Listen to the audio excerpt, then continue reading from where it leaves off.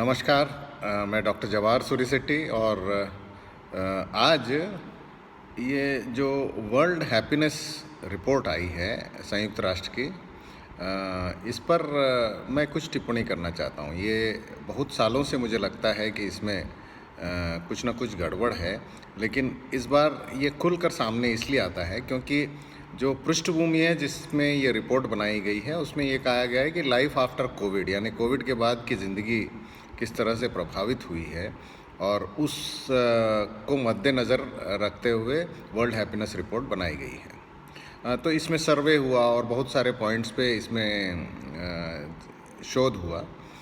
मुझे जो गड़बड़ लगता है कि भारत को 139 रखा गया है इसमें, और 139 रखने के वजह से 149 देशों से मुझे प्रॉब्लम नहीं है। अगर भारत ख़राब करता है तो कोई बात ही नहीं है इसमें कि क्यों ना हो, लेकिन चूँकि इस बार की पृष्ठभूमि अगर कोविड के बाद की ज़िंदगी है और 60 से 70% देश इस वक्त भारत के वैक्सीन के बलबूते पे अपनी ज़िंदगी गुजार रहे हैं, तो लाइफ आफ्टर कोविड में सारी दुनियाओं में पूरी दुनिया में खुशहाली अगर फैलाने की बात है तो 60 से 70% भारत जिम्मेदार है।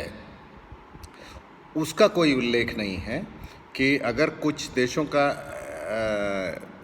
हैप्पीनेस इंडेक्स बेहतर हुआ है और उसका एक कारण कोविड है, क्योंकि कोविड ने लोगों को दुखी कर दिया था और कोविड से अगर आप निजात पाते हैं तो उससे आप खुश होंगे। ज़िंदगी की इस वक्त का सार यही है, इस वक्त का सार, और उसमें भारत का योगदान आप नकार नहीं सकते। इस वजह से मुझे लगता है कि ये जायज़ नहीं है कि जो पूरी दुनिया में खुशियाँ फैलाता है वो देश को आप 139 रखें, यानी नीचे से 11वां। ये जायज़ नहीं लगता है मुझे। एक तो ये है।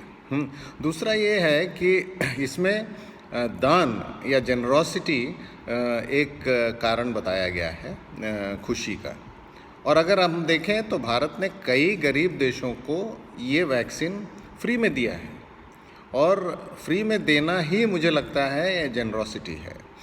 और अगर ये दान दिया है भारत ने तो उन देशों में खुशहाली फैली है, उसका श्रेय अगर भारत को जाता है तो भी भारत का ये 139वां रैंक मुझे जायज़ नहीं लगता।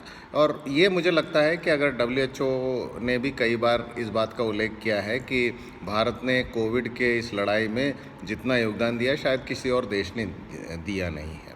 और भारत ने न सिर्फ अपने, यानी इतना बड़ा देश है भारत की जनसंख्या इतनी ज़्यादा है कि अगर कोविड हम ठीक से हैंडल नहीं करते तो शायद पूरी दुनिया के आंकड़े जो हैं वो बदल जाते हैं। हाँ, इस लिहाज से भी भारत ने एक बेहतर काम किया है। दूसरा है, कई ऐसे अंक जो इस सूचकांक में लिए गए हैं उसमें भी भारत का रैंक बहुत अच्छा रहा है। जैसे अगर मान लीजिए क्लाइमेट चेंज है, क्लाइमेट चेंज में भारत का परफॉर्मेंस इंडेक्स रहा है 9वां। स्टार्टअप इकोसिस्टम के रैंकिंग में भारत 23 रहा है। यानी अगर बच्चों का रोज़गार या बच्चों की गुणवत्ता या बच्चों की शिक्षा, इस मामले में स्टार्टअप का बहुत बड़ा योगदान हम जानते हैं आज की तारीख में है, और उसका अगर रैंक 23 है तो कहीं से ये 139 मेल नहीं खाता है। हाँ, दूसरी बात है, वर्ल्ड कॉम्पिटिटिवनेस इंडेक्स में भारत 43 में है, और वर्ल्ड डिजिटल कॉम्पिटिटिवनेस इंडेक्स में भारत 44 है। यानी कि हम लोग बहुत ही तेज़ी से डिजिटल कॉम्पिटिटिवनेस और कॉम्पिटिटिवनेस में, यानी प्रतिस्पर्धा में आगे बढ़ रहे हैं। और जो वेल्थ क्रिएशन है, यानी कि धन पैदा करने की शक्ति, भारत दुनिया के 6वें नंबर पे है। यानी कि बहुत सारे लोगों को रोज़गार दे रहा होगा, बहुत सारा धन इकट्ठा हो रहा होगा, बहुत सारा धन पैदा कर रहा होगा, तो भारत की इकोनॉमी एक बेहतरीन दिशा में बढ़ रही है। हाँ, कुछ प्रॉब्लम्स हैं, उसको नकार भी नहीं सकते, लेकिन ये सब जो सूचकांक हैं दुनिया के, उसमें जब भारत ऊपर है तो कैसे हो सकता है कि जहाँ ये सब सूचकांक लिए भी गए हैं उस रिपोर्ट में, तो भी भारत इतना नीचे कैसे आ सकता है, ये दूसरा सवाल है। तीसरा सवाल जो है वो ये है कि चाइना जो है, जो पूरी दुनिया मानती है कि कोविड में चाइना का जो रोल है वो बहुत ही शक के दायरे में आता है, और ये कई बार कई राष्ट्रपति कह चुके हैं, इस देशों के राष्ट्रपति कह चुके हैं इस बात को। चाइना न सिर्फ कोविड के शक के घेरे में है, बल्कि एशिया के कई राज्यों को परेशान कर रखा है उसने, जिसमें तिब्बत, भारत और कई ऐसे देश हैं, उनके आज हांगकांग, ऐसे कई देश हैं जिन्होंने संयुक्त राष्ट्र को ये कंप्लेंट किया हुआ है कि चाइना बार बार हमारे ज़मीन पर कब्जा करना चाहता है, अपना आधिपत्य जमाना चाहता है। तो अगर कोई ऐसा देश है जो पूरी दुनिया में कोविड के द्वारा दुख फैलाना चाहता है और जिसने दूसरे देशों का सुख छीन रखा है, ऐसे देश को टॉप 20 में रखकर कैसे हम मान लें कि उसका हैप्पीनेस इंडेक्स बहुत अच्छा होगा। तो एक तो ये है, दूसरा ये है कि जहाँ सर्वे हुआ है चाइना में, हम सब जानते हैं कि जो वहाँ पे लोग हैं वो स्वतंत्र नहीं है अपनी बात रखने की, और मीडिया भी स्वतंत्र नहीं है। ये हम जानते हैं कि उस पर सरकार का कंट्रोल होता है। और अगर ऐसा है तो कैसे हो गया कि जो सर्वे है उसमें लोगों ने खुलकर ये बात रखी है कि हम खुश हैं। तो ये भी शक के दायरे में, कहीं ये किसी दबाव में तो नहीं बोल रहे हैं। तो चाइना की ये बात, जिसमें स्वतंत्र नहीं है लोग, और डेमोक्रेसी एक बहुत बड़ा विषय है खुशहाली का इस रिपोर्ट के हिसाब से, लेकिन चाइना चूँकि लोग स्वतंत्र नहीं है, इसका मतलब वो डेमोक्रेटिक है भी नहीं।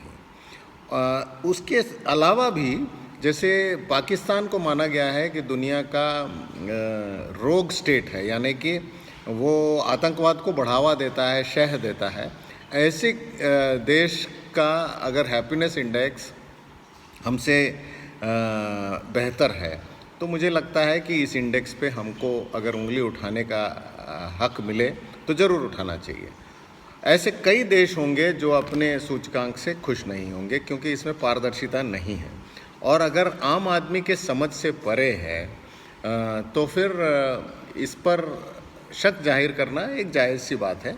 संयुक्त राष्ट्र एक बेहतरीन संस्था है जो दुनिया में कई अच्छे काम करता है, लेकिन इस तरह का सूचकांक अगर संयुक्त राष्ट्र के पास से निकलता है तो और ज़्यादा दुख होता है कि जो दुख फैला रहा है और दुनिया का सुख कम कर रहा है वो कैसे सुखी हो सकता है। अगर इस बात को आप कहते हैं कि नहीं सुखी हो सकता है, तो हर आदमी दुखी करना चाहेगा अपने दूसरे देशों को। तो ये प्रतिस्पर्धा दुखी करने की, ये मुझे लगता है ठीक नहीं है। और चाइना, पाकिस्तान, इस तरह के देशों का अगर हमसे बेहतर हैप्पीनेस इंडेक्स आता है तो इस सूचकांक पे थोड़ा सा शक जाहिर करना जायज़ होता है। मुझे लगता है कि हैप्पी करके एक इंडेक्स हम बना रहे हैं, जिसमें हैप्पी का मतलब है हैप्पीनेस एंड पीस, और हैप्पीनेस एंड पीस में हम चाह रहे हैं कि जिस खुशी की वजह से दूसरों को और हमको खुद अगर शांति मिलती है, उस हैप्पीनेस का एक सूचकांक बनना आवश्यक है। और वो हम इस साल के अंत तक लॉन्च करना चाहते हैं। और उसका बेसिक कारण ये नहीं है कि भारत का रैंकिंग बढ़ाना है, बट एक अलग तरीके से आंतरिक खुशी को भी लेते हुए पारदर्शिता के साथ किसी भी देश के प्रति कोई सहानुभूति न रखते हुए एक सूचकांक अगर बनाया जाए तो उसकी जगह है, और इसमें आप लोगों का सहयोग आवश्यक है। डॉक्टर जवार साइनिंग ऑफ।